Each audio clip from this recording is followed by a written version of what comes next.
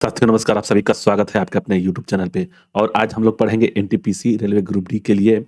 यह जो है फिजिक्स और फिजिक्स में ही आता है, एक सौर ऊर्जा के संबंध में आता है, तो वहाँ से हम लोग पढ़ेंगे। तो ऐसा ही आप लोगों को क्वेश्चन मिलेगा, तो चलते हैं देर न करते हुए क्वेश्चन पे। देखिए क्वेश्चन ये है कि कौन से ग्रहों के उपग्रह नहीं है। इसमें से आपको बताना है कि कौन सा जो ग्रह है उसका उपग्रह नहीं है। मंगल शुक्र है, बुध शुक्र है, मंगल बुध है और नेपच्यून और प्लूटो है। तो आपको ये बताना है कि इसका आंसर कौन सा होगा जिसके उपग्रह नहीं है।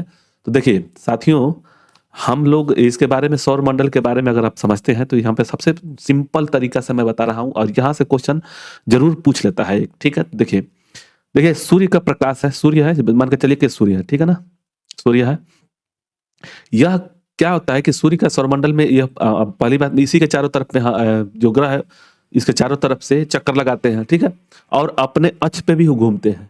कोई भी ग्रह अपने अक्ष पर भी घूमता है और सूर्य का भी चक्कर लगाता है, ठीक। अब देखिए सूर्य से थोड़ा सा दूर पे, मतलब कुछ दूरी पे पहला दूरी जो है कौन है, तो वह बुध है। इसके बारे में हम पूरा डिटेल से बता दे रहे हैं, बुध है। उसके बाद से शुक्र है, याद रखिएगा क्रम है, यह शुक्र है, पृथ्वी है, उसके बाद से मंगल है, मंगल ग्रह, और उसके बाद से बृहस्पति है, बृहस्पति और शनि, फिर अरुण, और वरुण, इस तरह से है वरुण, ठीक है ना। यह याद रखिएगा, यह एक क्रम है, सूर्य से दूरी पर रहते हुए ऐसे भी है, ठीक है ना। अब इसमें यह देखना है कि इसको इंग्लिश में भी पूछ देता है, तो इसको भी याद रखिएगा। कहाँ पे गड़बड़ थोड़ा सा होता है, वो होता है शनि अरुण वरुण में, तो इसको हम लोग बता दे रहे हैं अभी। इसको एम भी ई भी बोलते हैं, एम भी ई भी, ठीक है ना, एम भी ई भी, और उसके बाद से जे यस यू एन, ठीक है ना। इसमें देखिएगा ईस्टर्न है, वेनस है और नेपच्यून है, इसको याद रखिएगा। यहाँ पे बहुत ही मार्मिक चीज बता रहा हूँ, यहाँ पे आप लोगों को याद होना चाहिए, और इसी क्रम में है, सूर्य से दूरी के हिसाब से इसी क्रम में है, ठीक है। अब इसमें एक चीज पूछता भी है कि जैसे उपग्रह है ना, यहाँ पे उपग्रह, तो उपग्रह इसके लिए देखिए क्या होता है कि इधर से दूसरा नंबर पर और इधर से दूसरा नंबर पर जो है, तो दूसरा नंबर पे अरुण है और इधर शुक्र है, ठीक ना। ये दोनों पे, इन दोनों पे जो है क्या होता है कि अपने अक्ष से विपरीत में, जैसे कि क्या होता है, देखिए पृथ्वी पे क्या होता है कि पृथ्वी पे पश्चिम से पूर्व की ओर चलता है, जिससे कि पूर्व के साइड में सूर्य दिखाई देता है। लेकिन शुक्र और अरुण में पूरब से पश्चिम की ओर चलता है, घूमता है, जिससे उस पर वहां पे पश्चिम में सूर्य दिखाई देता है, ठीक है। अब आगे बढ़ेंगे तो आपको जो दो उपग्रह जो दिया हुआ है, यहाँ पे दो ऐसे उपग्रह है, जो पहला और दूसरा जो उपग्रह है सूर्य से नजदीक में, पहला और दूसरा उपग्रह है, इनके ग्रह है, उसका उपग्रह नहीं है, उपग्रह इन दोनों का नहीं है। ये ठीक याद रखिएगा कि इन दोनों का उपग्रह नहीं है। उसके बाद से पृथ्वी के उपग्रह का नाम क्या है, तो आप लोग को पता होगा, चंद्रमा है।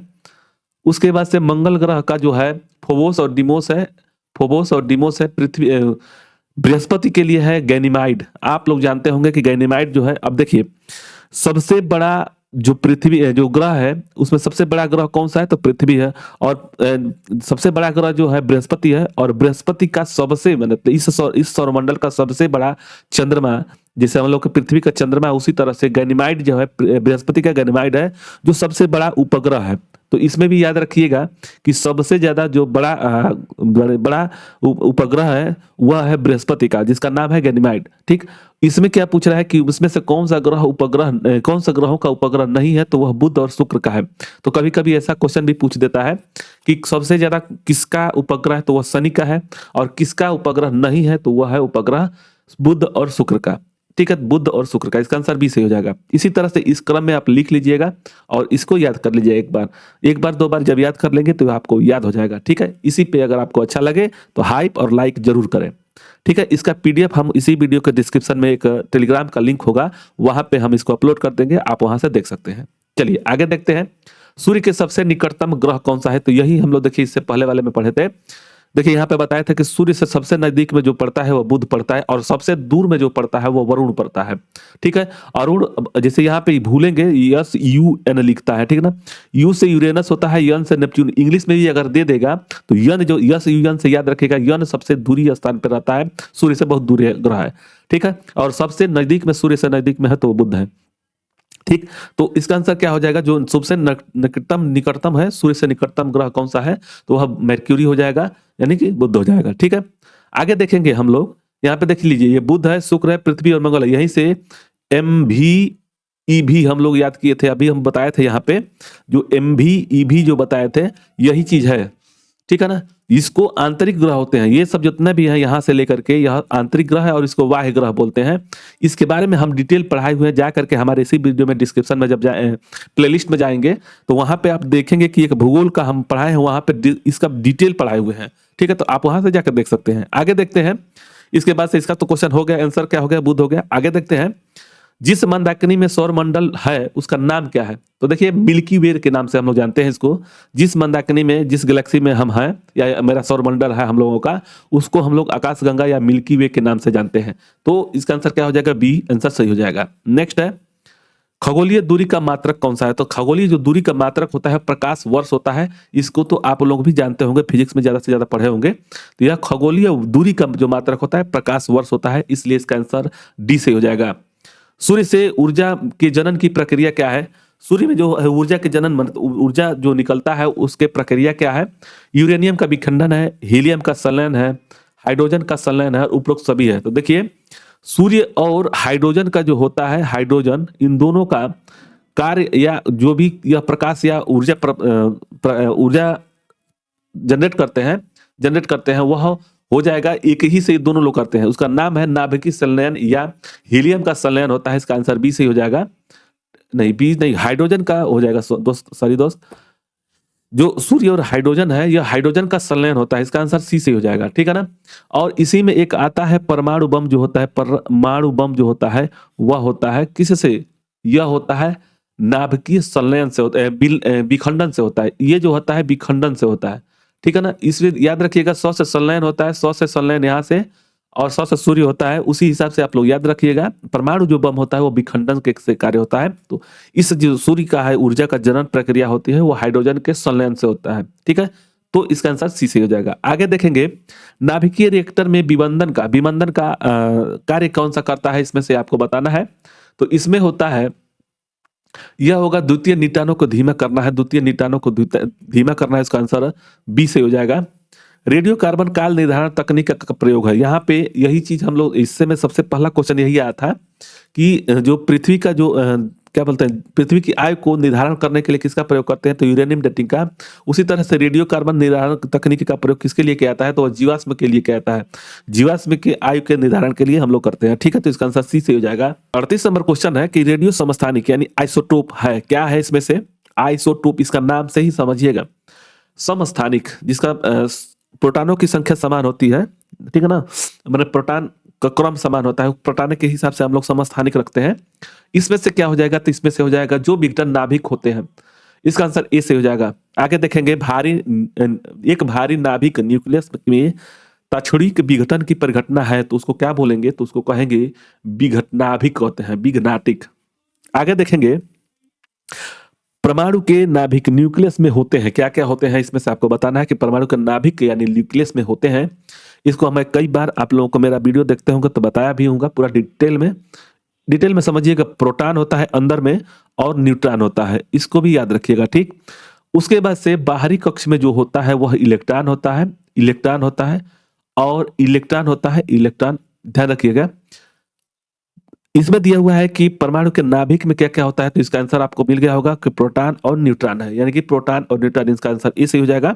और उसके बाद से एक और चीज यहाँ पे क्वेश्चन पूछता है कि प्रोटॉन क्या है, तो यह धन आयन होता है। प्रोटॉन जो होता है वह धन आयन होता है और इलेक्ट्रॉन जो होता है ऋण आयन होता है, और न्यूट्रॉन जो होता है इसका नाम ही न्यूट्रॉन है, यानी कि न्यूट्रल है। तो न ही ये धन आवेशित होता है और ना ही ये ऋण आवेशित होता है। ठीक है, तो आपको ये पता होना चाहिए। आगे चलते हैं नेक्स्ट क्वेश्चन पे, यांत्रिक ऊर्जा को विद्युत ऊर्जा में परिवर्तन करने वाली युक्ति कहलाती है। यांत्रिक मतलब कि कोई यंत्र है वह विद्युत ऊर्जा में प्रयोग करता है, माने परिवर्तित करता है, तो इसमें से कौन सा हो जाएगा? कोई यंत्र विद्युत ऊर्जा में क्या हो जाएगा? तो वह डायनेमो हो जाएगा, जो यांत्रिक ऊर्जा विद्युत ऊर्जा में परिवर्तित करने वाली युक्ति है। यहाँ पे जो विद्युत मोटर जो होता है यह इसका डायनेमो का विपरीत होता है, जो विद्युत ऊर्जा को यांत्रिक ऊर्जा में परिवर्तित कर देता है। अब यहाँ पे ट्रांसफार्मर और विद्युत सेल है, तो इसमें ये नई चीज है। ट्रांसफार्मर क्या करता है कि एसी वोल्टेज को, यानी कि एसी वोल्टेज को एसी में ही चेंज करता है, लेकिन उच्च वोल्टेज को या निम्न वोल्टेज में कार्य करता है, या निम्न वोल्टेज को उच्च वोल्टेज में कार्य करता है। ठीक है, तो ट्रांसफार्मर का कार्य है यह। ठीक, तो यांत्रिक ऊर्जा को विद्युत ऊर्जा में परिवर्तन करने वाली युक्ति कहलाती है डायनेमो, इसलिए इसका आंसर सी सही हो जाएगा।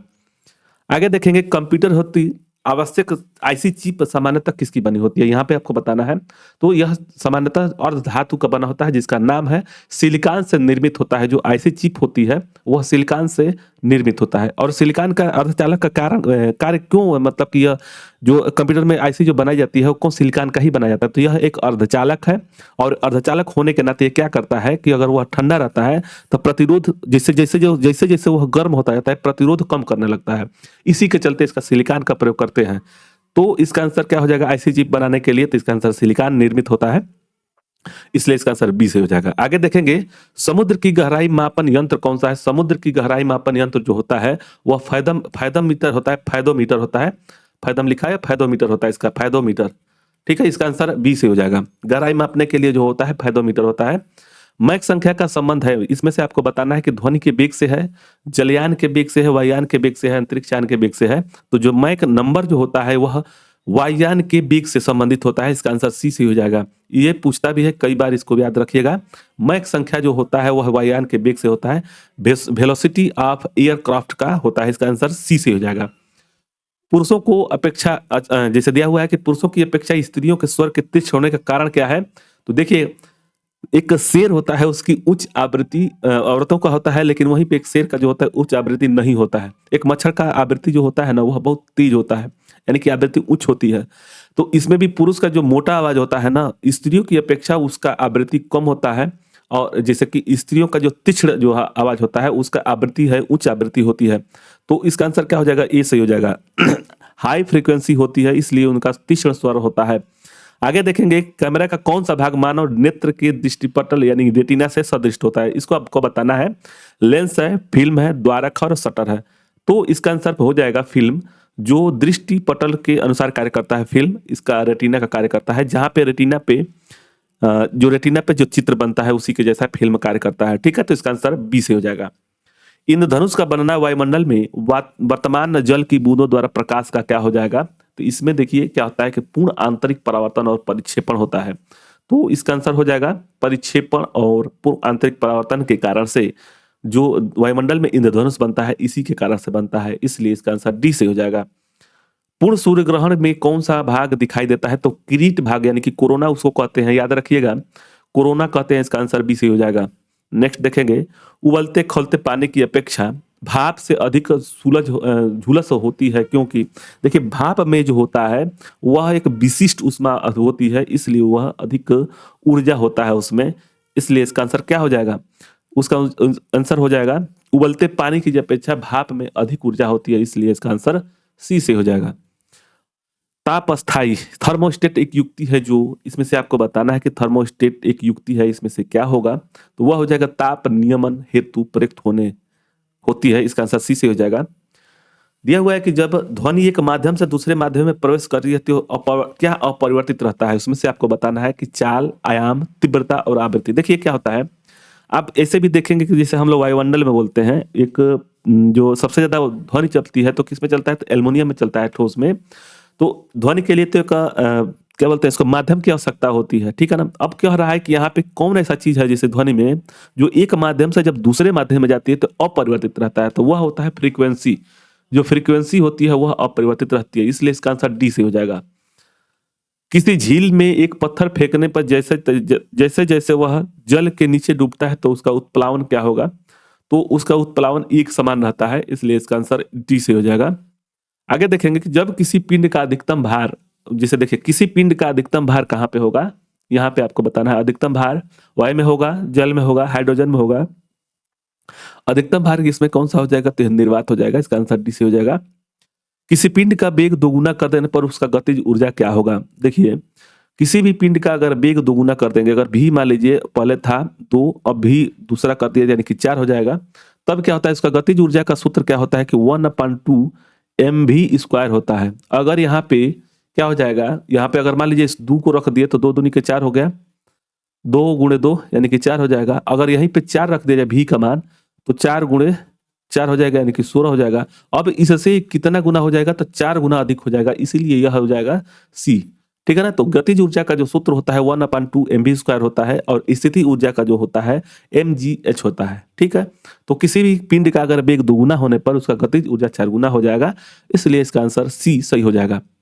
भू स्थिर या तुल्यांकी उपग्रह के घूर्णन आवर्तकाल है, इसमें से आपको बताना है भू स्थिर यानी कि तुल्यांकी तुल्यकाली उपग्रह जो है उसके घूर्णन काल आवर्तकाल क्या होता है, तो 24 घंटा होता है, इसका आंसर ए से हो जाएगा। नेक्स्ट देखेंगे नदी में तैरता जलयान जब समुद्र में जाता है तो यह क्या होता है। होता क्या है कि देखिए जो नदी का पानी है उसका घनत्व और समुद्र के घनत्व जो है, समुद्र का जो घनत्व होता है, पानी का घनत्व जो होता है अधिक होता है, वह खारा होता है, उसमें नमक होता है बहुत ज्यादा। इसी के चलते अगर वह जब नदी से जब समुद्र में जाता है कोई जलयान, तो वह थोड़ा सा ऊपर उठ जाता है। ठीक है। तब क्या हो जाएगा, इसका आंसर ए से हो जाएगा, वह थोड़ा सा ऊपर उठ जाता है, इसलिए इसका आंसर ए से हो जाएगा। तो इतना ही था इस वीडियो में, इतना ही क्वेश्चन था। आप लोगों को वीडियो अच्छा लगेगा तो लाइक शेयर सब्सक्राइब करें। मिलते हैं नेक्स्ट वीडियो में। धन्यवाद।